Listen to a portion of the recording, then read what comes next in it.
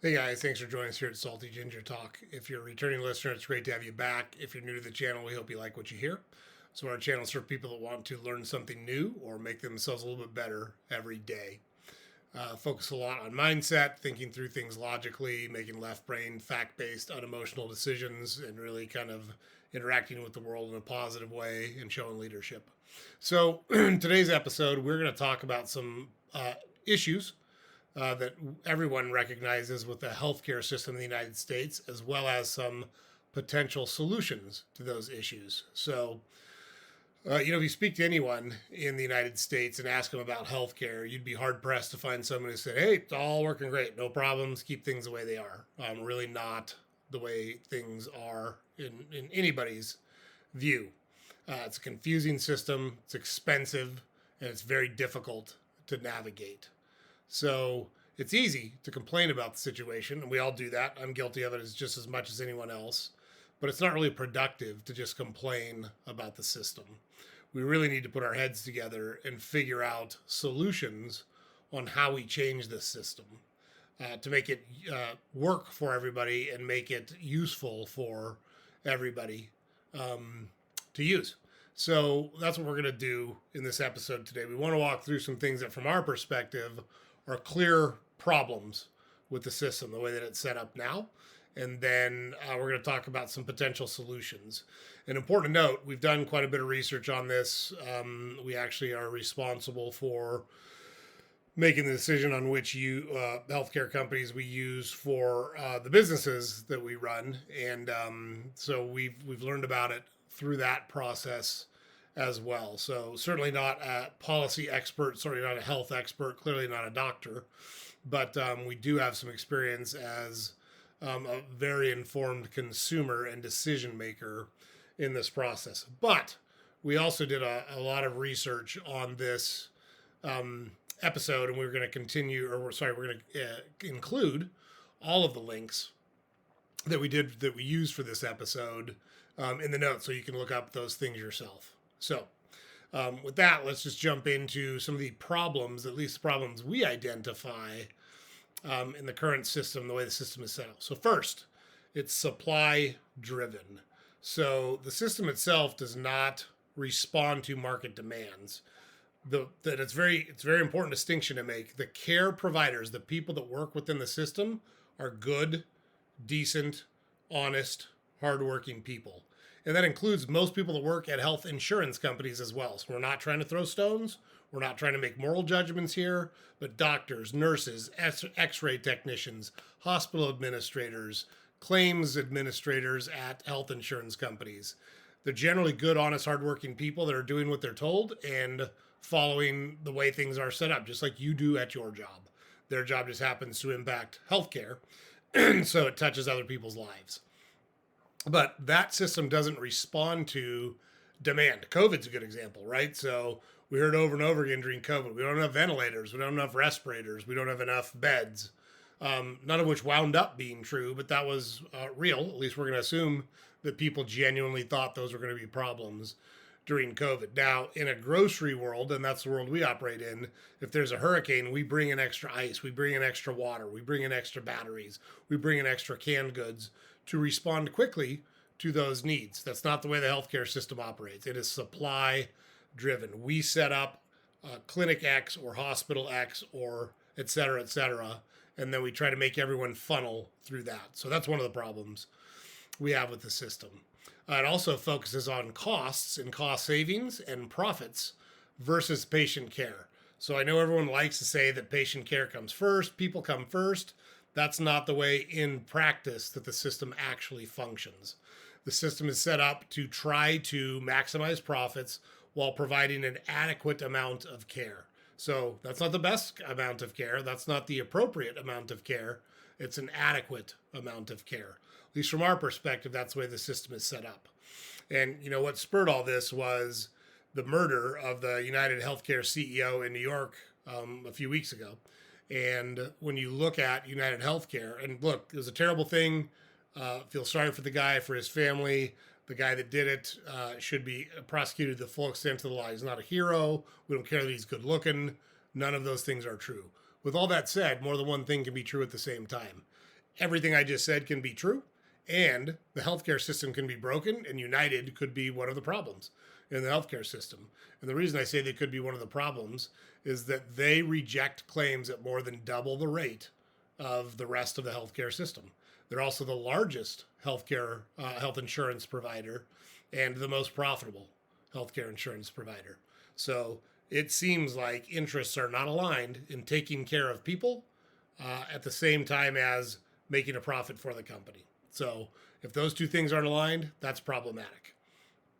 Third, insurance is largely tied to employment.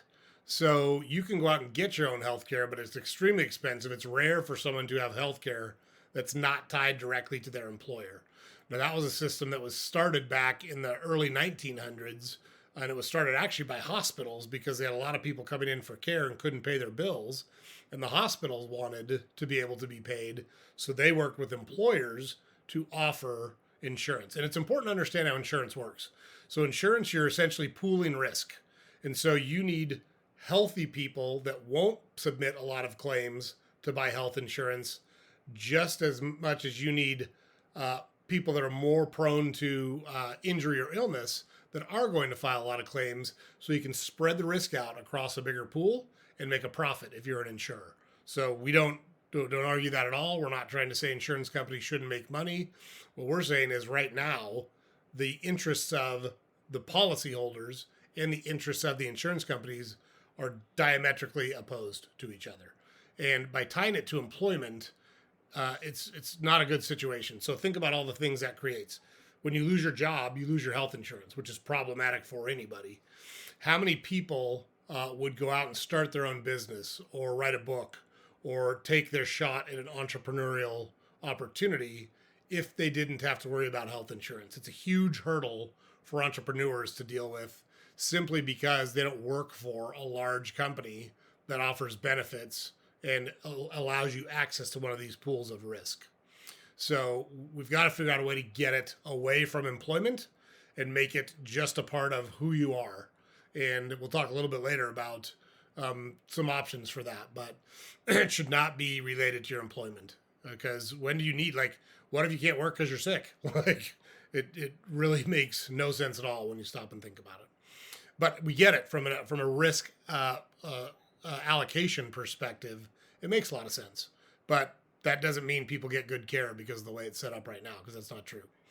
Next, no cost transparency. So think about consuming medical services. How much should it cost to get an x-ray or a blood test or an MRI? Nobody knows. Nobody has any idea. When you go to the grocery store, it's very clearly advertised, here's how much the milk is. When you go to a department store, you know how much a pair of pants are, or a blouse is, or a purse is, because it's marked. You can make the decision as a consumer, do I want that item? Do I not want that item? We have no idea how that works in the healthcare system. There needs to be cost transparency in the healthcare system, and it needs to be one price for everybody. Not one price for Medicare, not a different price for United Healthcare, not a different price for a private payer. One price. You don't get to price anything else based on who you are. You can't say, oh, you're rich, I'm going to charge you another $1 for a gallon of milk. Or you have milk insurance, well, then your cost is lower because you've got the good milk insurance and not the budget milk insurance. There needs to be cost transparency. They need to say what their prices are before anyone pays for a service, and it needs to be the same price for everybody. And that relates to our last point on the problem with the healthcare system is consumers are disincentivized to care about costs. You pay your premiums, you expect the insurance company to just pay for any and all care that the doctor might recommend or suggest. And that's not a good place to be as a consumer. We, the consumer, should care about how much things are. I went to a dermatologist several years ago, and I have a lot of skin issues that have to be taken care of by a dermatologist. And she offered me two options on how to treat a particular issue with my skin. And I said, well, what do they cost? She was so shocked that I asked her about costs. And she's not a bad person. She's a good doctor. She was trying to provide care. But she was like, well, why do you care? The insurance company will pay for it. I said, it still matters. Like, if I could get one that's cheaper and get the same benefit or result, why would I not do that? And we as consumers are disincentivized because we think that's an insurance company issue. We've got to change that mentality. We as a consumer need to take an active role in managing the costs in the healthcare system as well as managing which procedures we do and don't undergo in the healthcare system. I can tell you that from raising 3 kids, we have thrown away dozens of prescriptions for antibiotics because we didn't want to just pump our kids full of antibiotics if it was not necessary. But it's not uncommon for a doctor, because it's so difficult to get in to see a doctor, to say, hey, I'm going to write you a prescription for amoxicillin just in case you need it. So we would wait, we would see if they needed it, and if they didn't need it, we would throw the prescription away. And that saved cost. We didn't want our kids building up like a tolerance to antibiotics either. So we looked at it and made that choice as parents and as consumers. And so we as consumers need to care about that stuff. It's very, very important that we do that. Next, so here's some potential solutions. What do we do about all these issues? How do we make it better? We can keep bitching about it. We can keep complaining about it. We can keep saying it's broken, which it clearly is. But what do we do about it? Number one, unbundle healthcare from employers. Take it out from employers. We envision a world where there is a subsidy voucher that goes to every person in the United States. So you get, and I'm making a number up, $9,000 a year to pay for medical care and or medical insurance. And then let the markets provide that. Let the market handle that. And we want to push it down to the states. We'll talk about that in a little bit. At a federal level, it works terribly. Why does home insurance, life insurance, and auto insurance work just fine, but health insurance is so messed up? The 3 that I listed, life, home, auto, those are typically state sanctioned and state regulated. And they work just fine. When's the last time you had a huge issue finding home insurance, or a huge issue finding auto insurance or life insurance? You can find those. They're relatively affordable. Are they perfect? No. Do you have a great experience anytime you need to use the policy? No. But they're not bad. They're nowhere near as dysfunctional as health insurance is. And that's one of the reasons, is we got to push that to the state level. But if we move to that voucher system and you had $9,000, let's say, it's very similar to school choice. So why not give everybody a stipend, and you can use that stipend only for medical care, including health insurance. The other thing I'll say about that is we don't want health insurance to pay for everything. If hospitals clearly publish their price and we knew what we had to pay for a doctor's visit or a blood test or whatever the case may be, you might make the choice to say, you know what, I'm young, I'm healthy, I only need a couple of things every year. I'm going to bank most of what I was given for my healthcare because I don't need to spend it. I'm going to put it in a healthcare account and save it for when I have a big problem or a big issue. And I'm going to pay for my own doctor's visit. I'm going to pay for my own x-ray. I'm going to pay for my own blood test out of this subsidy. But if we did that voucher system and let the market handle those things, we would have a much better delivery of healthcare. Plus, it makes the consumer actively involved in their healthcare decisions.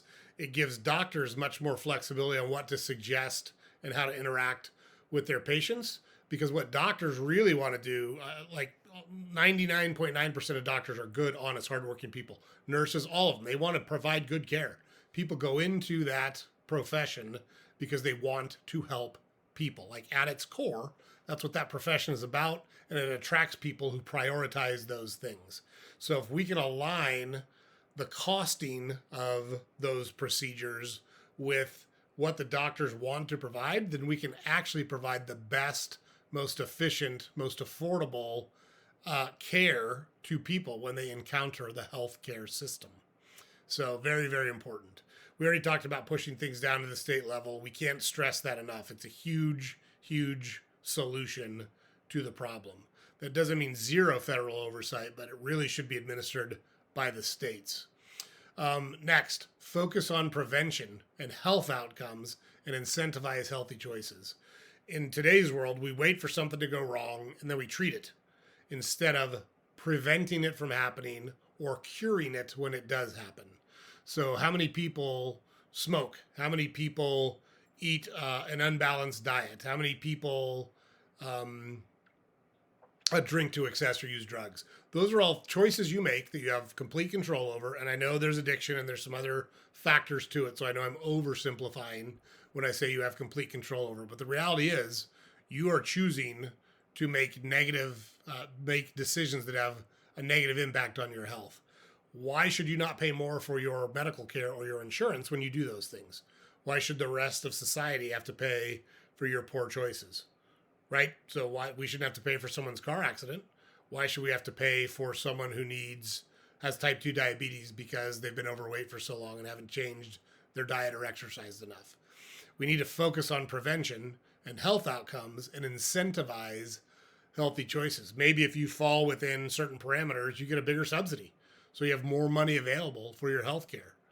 I don't know what the right answer is there, but we do know that by focusing on prevention, and there's a lot of things we have direct control over that we never talk about, that we don't take control over, that can have a huge impact on the total number of interactions with the healthcare system and the cost and severity of those interactions. Because if we wait for a quadruple bypass because we've made poor choices over a long period of time, that's way more expensive than, hey, we're going to give you an extra $1,000 a year for being at a healthy weight, or working out at a gym 3 times a week for at least 40 weeks of the year, whatever the case may be.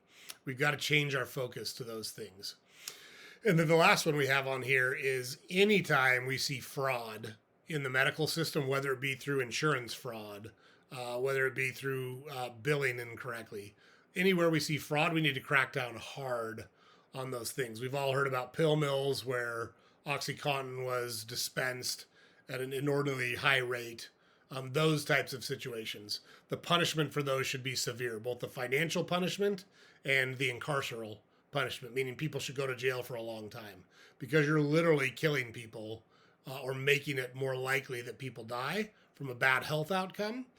That is a violent crime akin to, from our view, it's a violent crime akin to a rape or a murder or an assault, and it needs to be treated that way if we're going to clean this healthcare system up. So, look, guys, those are our thoughts. Very preliminary. It's not as hard as we make it. It's not as complicated as we make it. It's certainly not easy to fix. And one of the biggest problems we have is the pharma lobby and the healthcare lobby is super rich and super powerful in Washington. And we need to take back control over how we administer healthcare in this country. We need to make it easy to access. We need to make it affordable, and we need to make it outcome based. The goal should be to deliver the best possible health outcome at the lowest possible cost in the most efficient way. And if we can get there, then we're cooking with gas. That's really where we want to be. These are all some ideas. Like we said, we included some links to articles if you want to look more about this.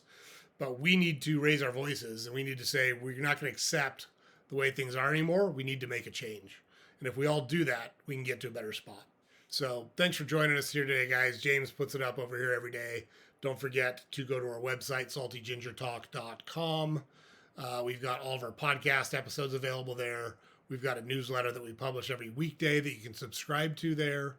And we've got links to all our social media content on there as well.